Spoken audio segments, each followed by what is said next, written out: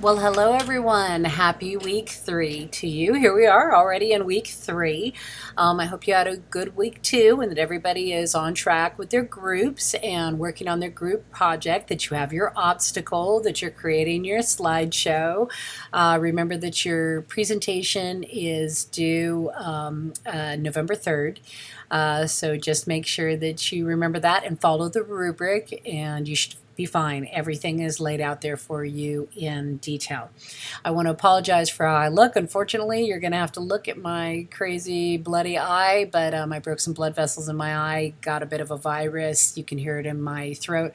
I was hoping it would go away before I made another video for you, but I couldn't wait any longer. So you're just going to have to look at my Halloween eye as I talk to you. So Chapter 3 of the textbook, you were going over the historical foundation, basically the roots of American education. And we want you to look at it because we want you to see how this defined education today, that these periods of time defined education today. And in Chapter 4, then you're also looking at the pioneers of modern teaching, and once again seeing how that defines education. And although these books can be dry and studying this can be dry, it's also very interesting, I think, because you can start seeing where everything came in and why we do what we do. And of course, in teaching today, we're still looking at what are we going to teach, why are we teaching it, and how are we going to teach it. So lots of interesting information, and looking at it from the mid 1600s to the mid 1900s, you see this huge span of what became important to education at different periods in time. So if you like history, you can see exactly why something was important at a particular time. And it really isn't until the 1800s that we start seeing more of a focus on play and student relationships and those types of things in education that we find so important today. So just something to think about as we move on. So I am going to put up a few links for you guys, and they're non-required reading, but it was things that you talked about on the discussion board.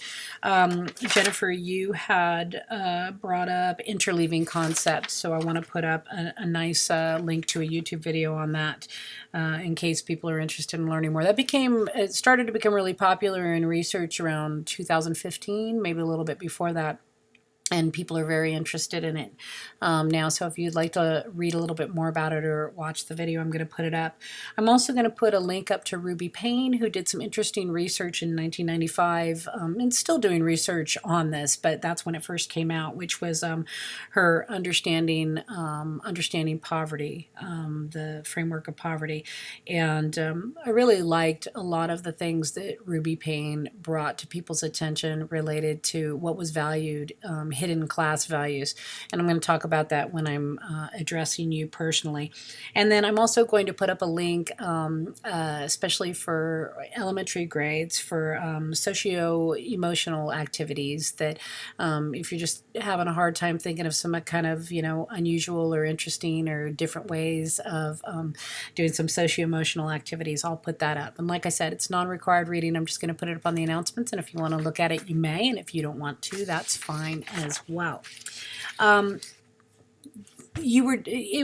don't mean divided as far as like you were arguing over something, but it was interesting that about a third of you picked brain-based research and the study of stress and tech on the brain. And another third of you picked like relationships, maybe two-thirds, almost two-thirds, socio-emotional relationships, multiple intelligences, those things were very important. And so I wanted to talk a little bit about that. Kristen, you had talked about tech on the brain and anxiety and technology. And I was thinking about when you were talking about phones and the anxiety. They talk about this related to bullying all the time, that like online bullying and things like that, when kids go home from school, they used to be able to get away from these things, and now they can't because this phone, this media, it's going constantly. And I was thinking back to my childhood. Of course, I grew up a product of the 70s where the television was, they felt the same way with us about television. television as we do about cell phones now. But I was thinking back to that and I thought, yeah, but in my house, my parents could turn that TV off. If I was on the phone for too long, my parents, there was a cord attached to it or somebody wanted to use it. My parents could monitor it a bit better. I think it's much easier now for kids to get unlimited access to technology. And I teach the brain-based research and I teach a lot of the ed tech. I don't always do the curriculum. And, it really is a double-edged sword. I've said this numerous times to my students. And there is such a thing as digital dementia. And John, you also talked about online brain and digital dementia and the Calm app for educators, which I think is a beautiful idea to practice mindfulness with it. And there was somebody else on my list. I'm trying to read my notes. Jennifer B., when you were talking about interleaving concepts, but we were also talking about stress. You were talking about stressed brain, and being stressed. And so there is such a thing. The science is showing, and I think it was John that talked about that your brain is changing. A brain wants information so quickly that it can't help but become addicted, highly addicted to these systems. And it's up to us to be able to put that phone down or step away. And I've even noticed as an avid reader, and I will read anything, that it's much harder for me to read these days than it used to be because I scan so quickly for information. It takes me several days to really settle down into something and stop myself from scanning. The other thing is once again, back to your brain wanting so much information so fast. If I don't put my phone away, like when I'm watching a show, with Steven or something like that, I'll be like, oh, I want to look that up right now, related to the program, which sounds like a really cool intellectual card catalog technology thing to do, but really I'm scattering my focus again and again and again and again. So we do have to watch out about technology. And Kristen, I do agree with you that it raises anxiety. It raises anxiety in me. It must raise anxiety in kids, and all research has shown that it does. And John, I really do like that idea of using the Calm app for educators, and I think it's a great idea for kids. On Thursday in my classroom, we have Calm Club at lunch. No cell phones, no technology, nothing. The kids do guided imagery, they do aromatherapy, they have spa days, they do all sorts of really cool activities like that to calm down, and teachers come as well. And I love those days. It's a great day to just unwind. So I like that you guys brought that up. And Jen, when you were talking about this, Jennifer B., when you were talking about, in stress in your post, and you guys were all talking about the brain. Last year I lost my mom. And I was really, really close to my mom. My mom lived with me my entire adult life, and I've taken care of her. My dad died when I was a teenager, so I've been taking care of my mom forever. I lost my mom, and it's not like I'm the only person in the world that's lost my mom, but my mom was almost like my mate, because she was in my day-to-day life, my entire life from beginning to end. And I was caregiving. I was her primary caregiver. I was doing 24/7 care, so I wasn't sleeping. I was on high stress. I was waking up worried that she was going to pass constantly, and was I going to be able to take care of her? And then I was trying to teach school, and then when I lost her, I was in complete grief.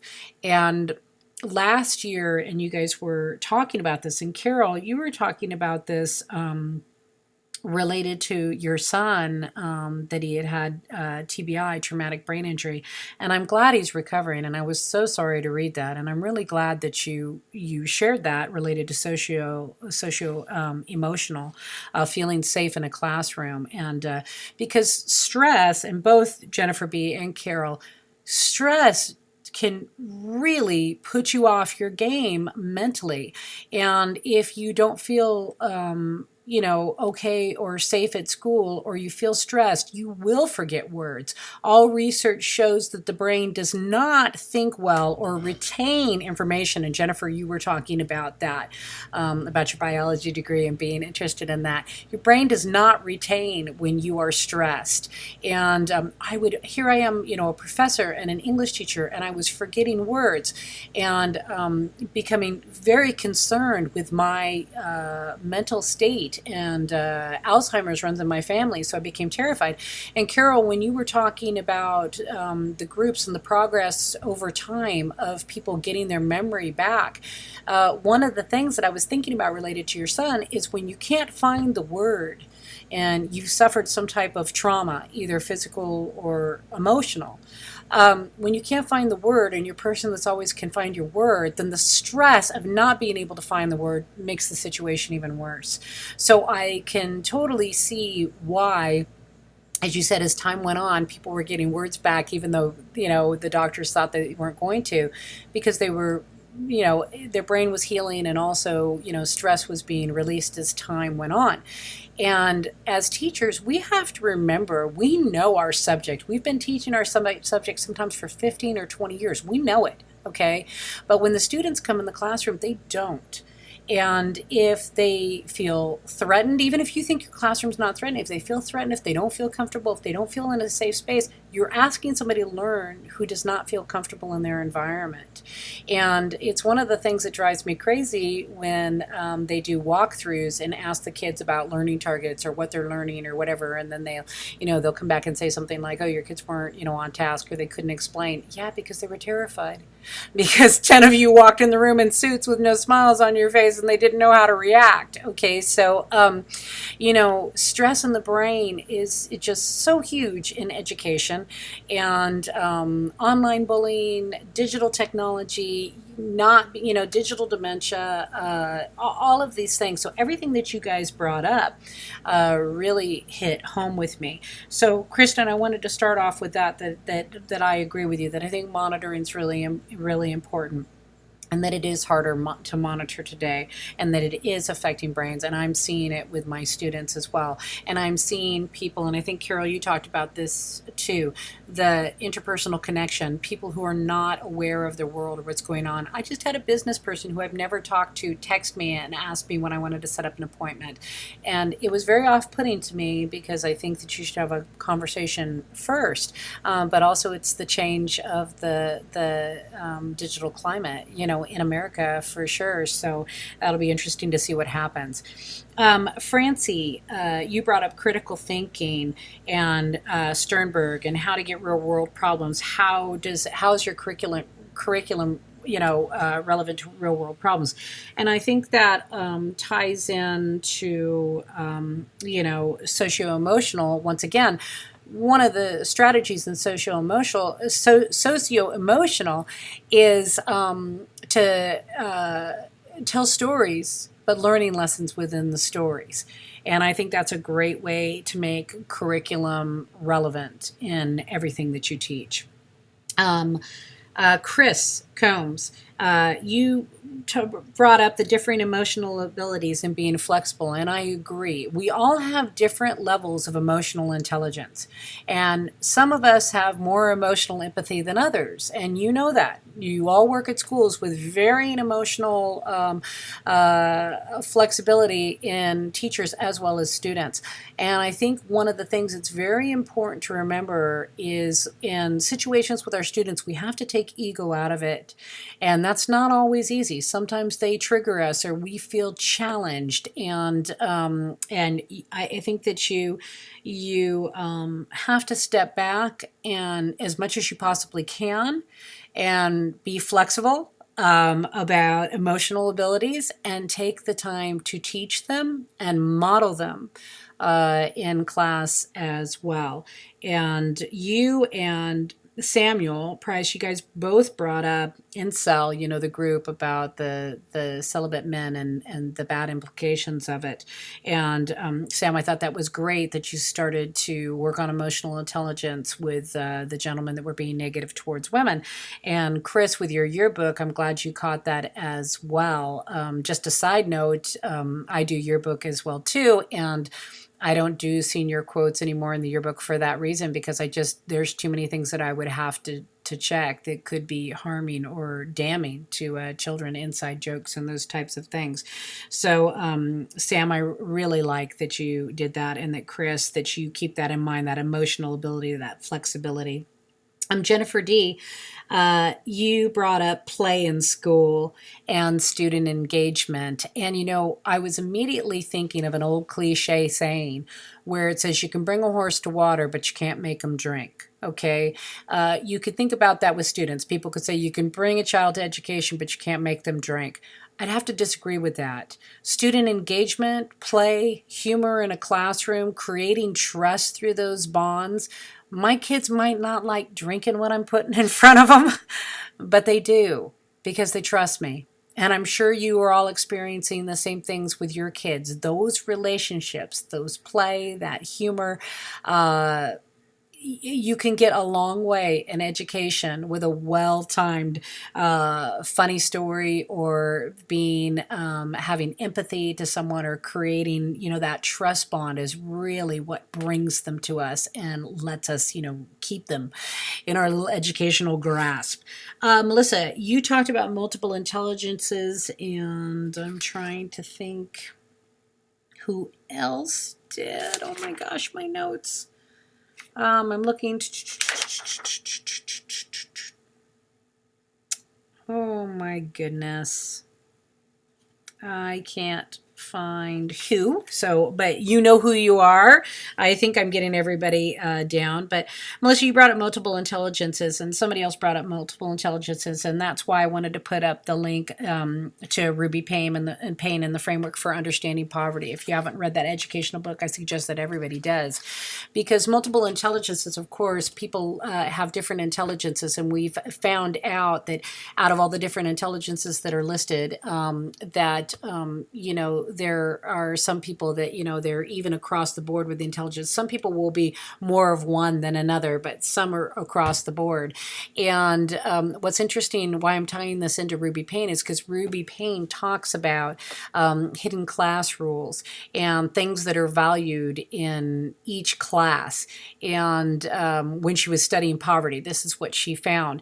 And that if you know where your kids your kid's socioeconomic background, and you can look these things up related to like her charts and her years and years of research on this, you may find that some of your kids are using humor because, and it may be in a way that you find it like, triggering, but it may be the only thing they have and something that they're valued for at home, for having this type of humor.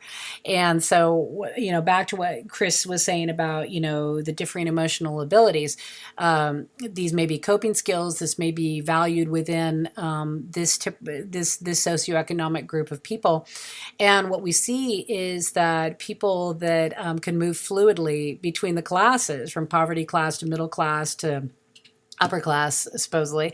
So say you're bilingual and you know how to order a meal in a French restaurant, but you also know how to pawn a guitar, or how to bail somebody out of jail, or hotwire a car, or fill out a college application. These are all skills of value and intelligence that move somebody fluidly through all of these different places in economic strata. So something to think about, with intelligence, is that just because somebody doesn't know something you do in your way doesn't mean that they don't know something of value in their way. So just something to think about. Gary and Jonathan. Jonathan, you talked about video games and visuals, and you were commenting with Gary, you were talking about a happy medium between play and academics, and I was thinking about object lessons, especially with with you with first grade, and how fun it is. Like with my god baby, he's 3, and we bought him all these little Hot Wheel monster trucks, and we've been teaching him the hot and cold game, and you're getting warmer, degrees. We're teaching him like degrees. You're getting warmer, you're getting colder, and so we put the monster trucks, the objects, somewhere in the house, and then, he'll be like, "Where are my tracks?" And he'll get really upset. And we'll say, "Well, you're getting warmer." And first he didn't understand. We didn't even explain it to him. And he started figuring it out. And he's starting to learn in that way. And so it is a lesson to teach him, degrees, but it's also, play. And there's an object. And then, of course, we can use the object to talk about things and teach. So I think with your grade level, that's a really great way to tie in academic and play together. And this generation is very visual. So I know some people are anti-video game and this and that, but like phones or like anything, I think used in the right way and within reason, I think it's a great way to teach kids. I used to love to play this game when I was younger, and some of you might remember it was called Zork. And it was like you went on a quest, and it was before they even like had graphics, like you typed in everything. But like I imagined this whole world as I was playing this game, and it taught me how to problem solve, and it taught me how to figure things out. And I just loved it. And we want to make Francie, back to your critical thinking, we want to have kids be able to navigate and get to those places in critical thinking. And video gaming, creating games, coding, all of those things can help us become the critical thinkers that we want to be. So Jonathan and Gary, I'm glad that you had a conversation about that. Okay, let's see. Roberto, you were talking about attachment, that you were working at schools where high poverty, sometimes high crime, those types of things, and it was very hard not to get attached. I think as educators, we're always walking that fine line of taking care of ourselves and taking care of others. And I taught home hospital for many years, and I know exactly what you're talking about, being an active listener, not always being able to fix things, and not always having the ability, meaning to be able to take something on, no matter how disheartening it can be, but being an active listener. And once again, going back to socio-emotional, allowing kids to have a place where they feel safe and that they can speak to you about these things, these pressing things that they're trying to figure out. I had home hospital people get evicted when I was working with them and want to move in with me and live with me. And although I would love to be that for everyone, I can't be that for everyone. And so as educators, we do need to find those clear boundaries between being an active listener, helping with what we can, directing them to the right resources to help them if possible, counseling or programs within the community. And I applaud you for seeing that in yourself and, knowing how to set clear boundaries to take care of yourself. And once again, back to what Jonathan says about that calm app, we have to find ways to de-stress our brain and stay calm.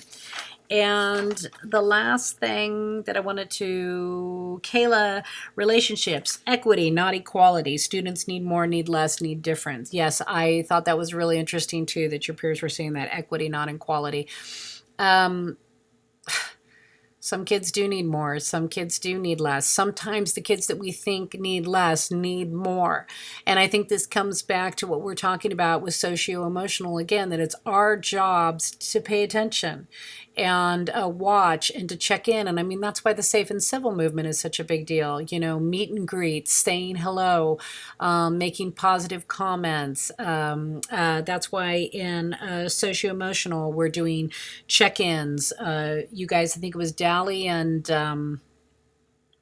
maybe it was Francie. Yeah, we're talking about morning meetings, lunch meetings to get to know your kids. I love to do memes with my students, and they love it. And then they love to share memes with me. And depending on the memes they share, then I know a little bit about their personality and their humor, and then it can help me to make more connections with them related to that. So another good way that you can use social media for the positive to create more bonds. But Francie and Dally, you guys did talk about that. So checking in, story time, teachable moments, working in collaborative groups, all of those things help us to find out which students need more and which students need less, and how to work with students. And remember that when a student is being a difficult student, attention is attention, whether it's positive or negative. If they need attention, they're going to ask for it in one way or another. And so, once again, back to Chris, be flexible, okay, with your emotional ability, flexibility, okay, and work hard to not react and step back. That works best with adults and with children. Give yourself some breathing room. Try not to react. Try to do it differently. And I know you're all doing wonderful things out there. So thank you for a great discussion board. I'm glad that I was able to address you. And if I forgot you this time, I promise I will get you next time. But I think I got everybody. Let me double check. I'm pretty sure you're probably turning off the video right now going, Miss Wood, you've talked enough. I think we are good. All right. I want you to have a wonderful week 3. Contact me if you need me. Follow your week 3 instructions. You know what to do, and you shouldn't have any problem with your group activity. Take care. Bye-bye.